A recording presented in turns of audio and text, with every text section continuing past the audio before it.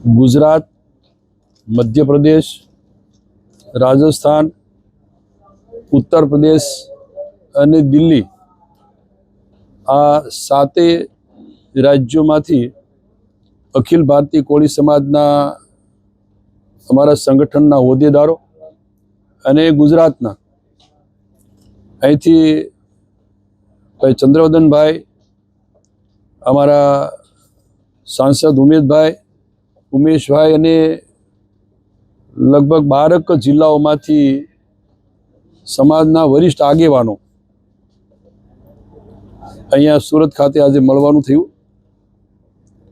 ખાસ કરીને સમાજના આ અખિલ ભારતીય કોળી સમાજના સંગઠનમાં ક્યાંક દ્વિધા ઊભી કરવા માટેના કોઈ થોડા લોકો પ્રયત્ન કરી રહ્યા છે। સંગઠનના બંધારણની જોગવાઈ મુજબ જે કંઈ અત્યારે દિલ્હી કોર્ટમાં અને રજિસ્ટ્રાર કચેરીમાં ચાલી રહ્યું છે એનો જે નિર્ણય આવે ત્યાં સુધી આ સંગઠન એ જે છે એ સ્થિતિમાં કામ કરી રહ્યું છે।